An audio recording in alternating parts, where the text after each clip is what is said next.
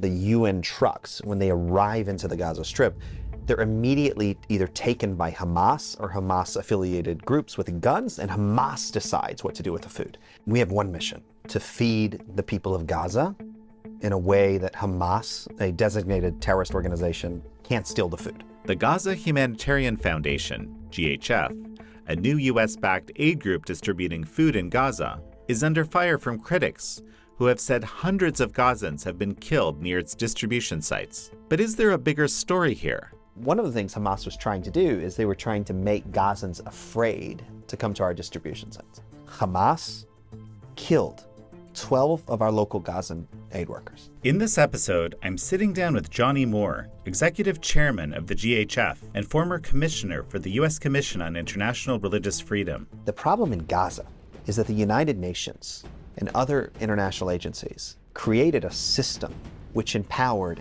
virtually every bad actor to make a bad situation worse. This is American Thought Leaders, and I'm Jekielek. Johnnie Moore, such a pleasure to have you back on American Thought Leaders. It's great to be back, Jan. So you have a new project, and that is heading up the Gaza Humanitarian Foundation. And I've been hearing all sorts of things about it, some incredibly positive and some, frankly, wildly negative. And I'd just like to talk to you about it. First of all, for those that might not be in the know, what is it that you do? When did it start? What is it about? It's actually really simple.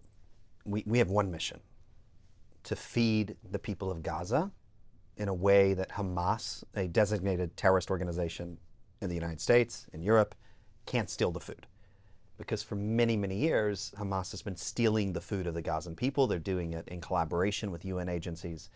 And on May 5th, here in Washington, D.C., President Trump in the White House, at the end of an event, someone threw a question out at him, and he leaned over to the microphone to answer the question. And he said these words.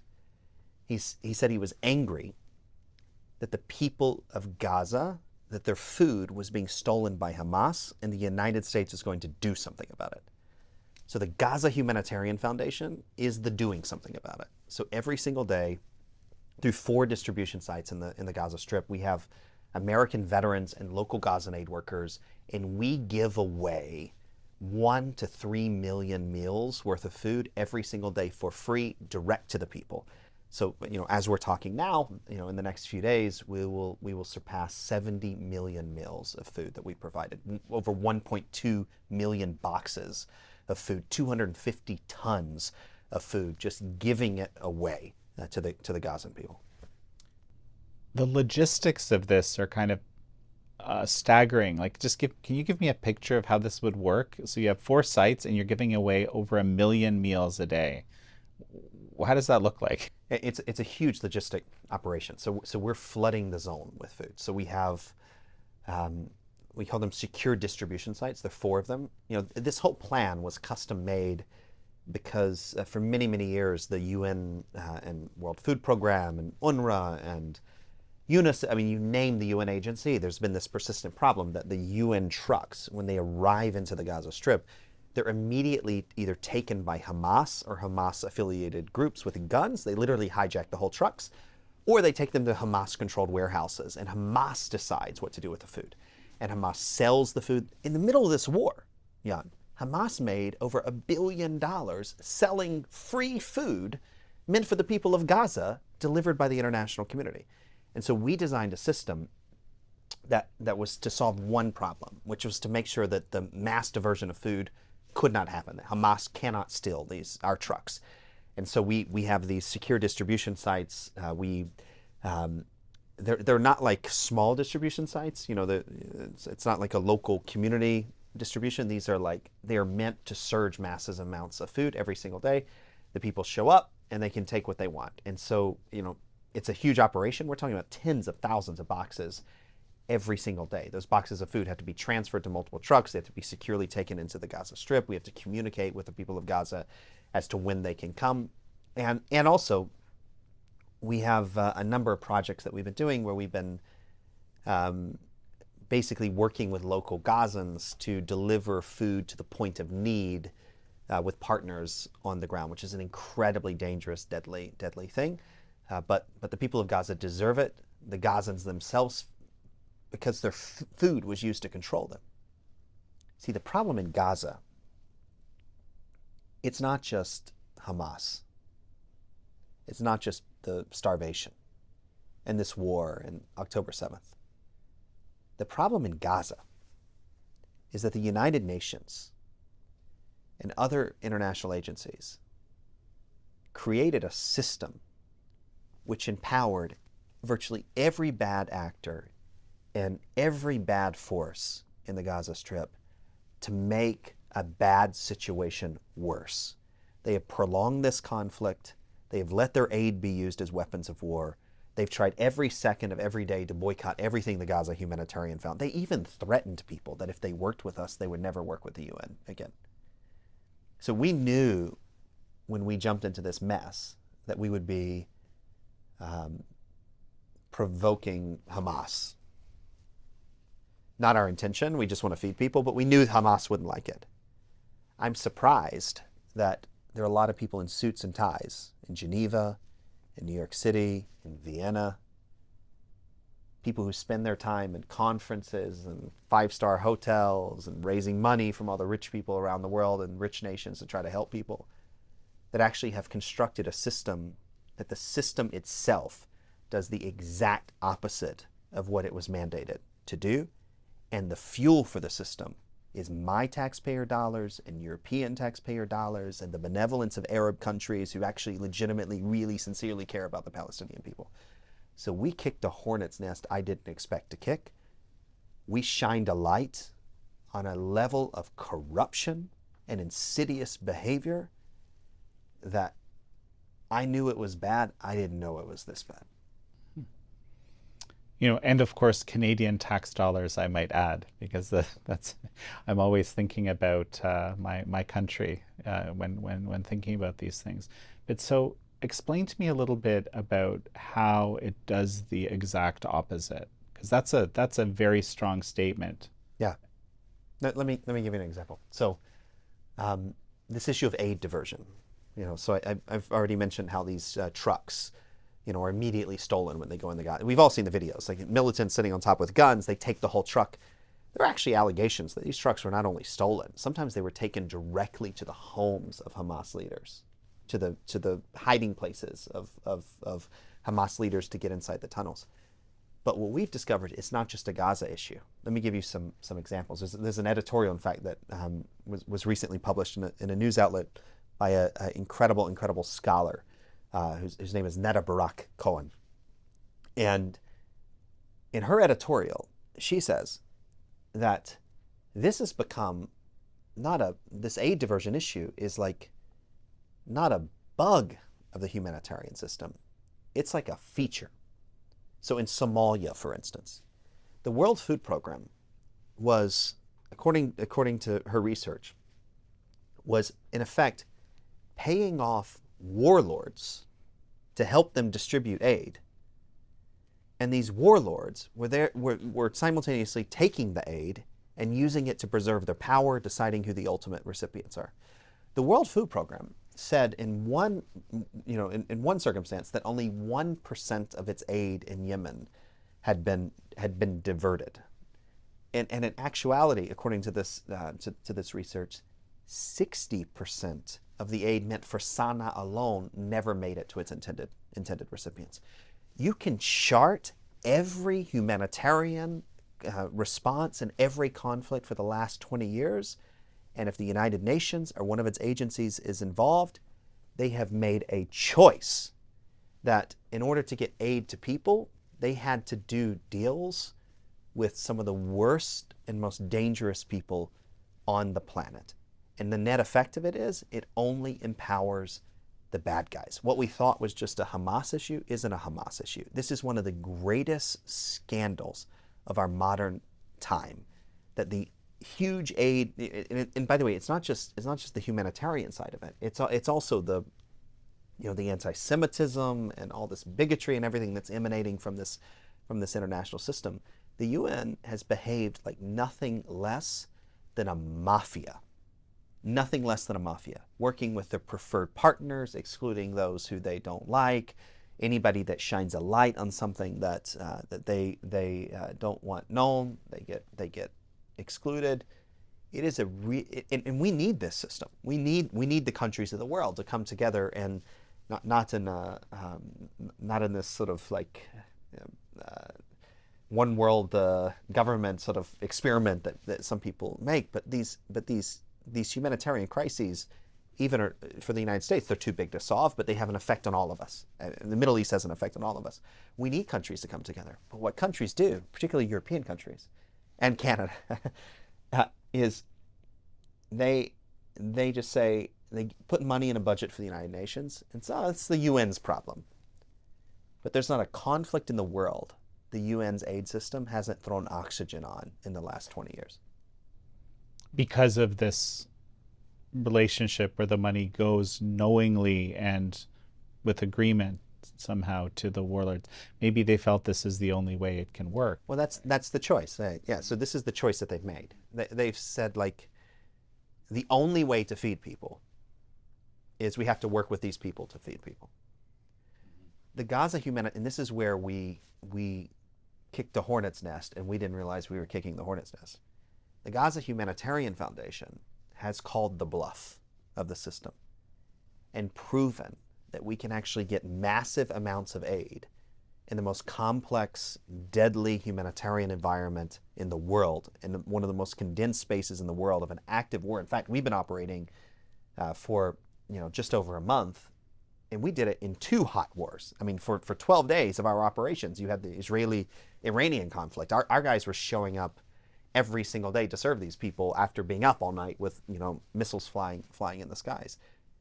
What the Gaza Humanitarian Foundation has proven is that this was a false choice from the beginning. There's a better way of doing it.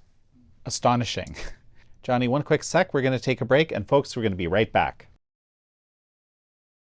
And we're back with Johnnie Moore, chairman of the Gaza Humanitarian Foundation.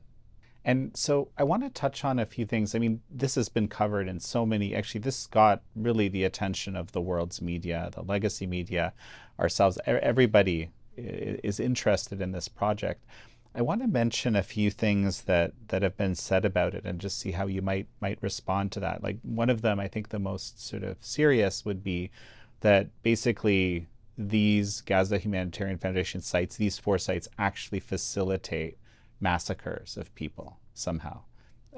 What are your thoughts on that? Yeah, this whole story is a piece of Hamas disinformation, and it's the same type of disinformation we've seen over this entire conflict, where every single day the so-called health ministry of Hamas releases a statistic of civilian casualties. They don't distinguish between this is a war. People die in a war. They don't distinguish between the casualties being civilians or whether they're Hamas fighters. While everyone is constantly appealing to international law, international humanitarian law, and all of these things, Hamas, they seem to only dress in their military fatigues when they're transferring hostages. For the cameras, they dress as civilians. They blend in civilians.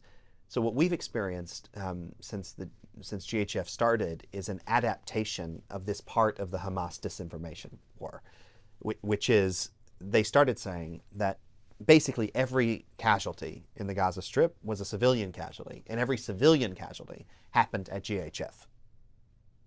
And then they started saying, so our sites therefore are death traps.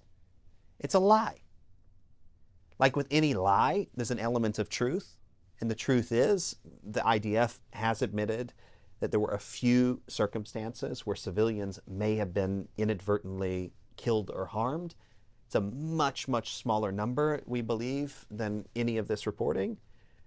And what isn't reported is that Hamas intentionally harmed and killed probably many hundreds of people in order to try to claim that those casualties were either at our sites or at the hands of the IDF or in proximity to our distribution sites. In fact, recently when Hamas managed to infiltrate one of our sites and throw 2 grenades at our American aid workers, which by the way, the grenades are a type of common grenade Hamas uses in the Gaza Strip that originated in Iran, a surprise. But what Hamas did when they threw the grenades, I'm sure they would have been happy to kill Americans, but it doesn't seem like that was the intention. They were happy to harm them, but what they wanted to do, we believe, is they wanted to provoke our team to retaliate and harm civilians right in the middle of the ceasefire negotiation, because it would have been an effective propaganda tool for Hamas to achieve their goal of the elimination of GHF in the ceasefire negotiations. So we don't deny that there have been civilian casualties. We just want the truth to be the story. And the truth is, if it involves the IDF, it seems much smaller, a symptom of war than has been reported and accidental. If it involves Hamas, it's at a much larger scale, and it's intentional for various means. And so we dispute the nature, the scale, and the attribution of these attacks. But the media doesn't.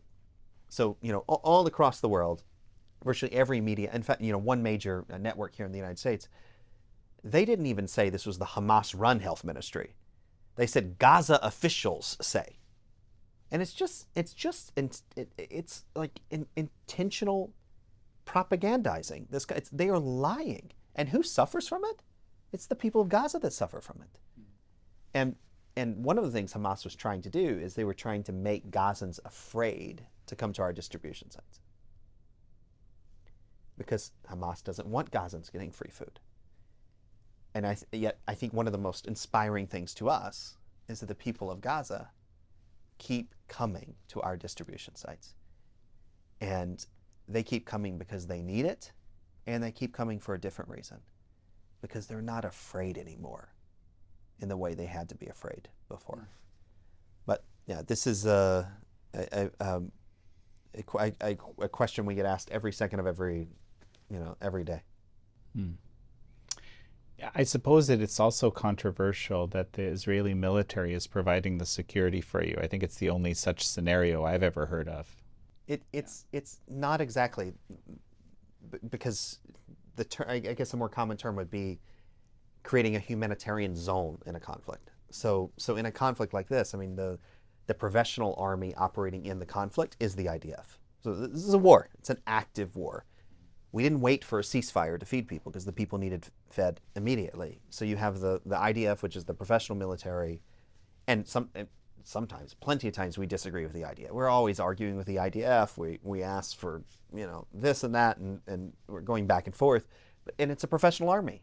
We can demand an investigation. They can do an investigation. We can ask them to change the way the path to through the humanitarian zone sort of functions, and all of these things.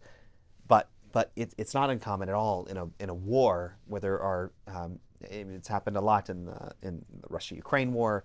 You create a humanitarian zone. The difference in Gaza is that Gaza is such a concentrated place, and the IDF is fighting basically against a guerrilla warfare type of enemy, and so it's not like the rules of engaging are more complex. Is it dangerous? It's very dangerous. Do we want civilians having to cross IDF lines in order to get to our food? No. We want to be as close to the people as we can. And in fact, we're in the process of getting closer to the people and piloting new things. In a ceasefire scenario, one of the features of the ceasefire scenario is that we have to engage with the people outside of the IDF. I mean, this has always been the plan. But it is it's a misnomer that somehow, because the IDF is operating in the Gaza Strip, that this is delegitimizes GHF's work. It's the exact opposite. But it's also complicated for us, because we can't control what happens outside of our distribution sites. And this is the weird thing, that we always get asked questions that should be directed to the IDF. So the press and Hamas and critics and international organizations, the United Nations and others, some politicians, they want to hold us accountable for their problems with the IDF. We're not the IDF. You got a problem with the IDF? We have problems with the IDF. Sometimes go talk to them. Don't talk to us. Well, and something interesting just struck me. Basically, you're telling me that the Gazans, and maybe you can give me an estimate of how many have actually come to these 4 sites, or actually crossing IDF lines to get there, feeling comfortable to do that somehow. How many people are we talking about here? I mean, here's the crazy thing. Like, it depends on who you ask as to how many people are in Gaza. The sort of going number is around 2 million.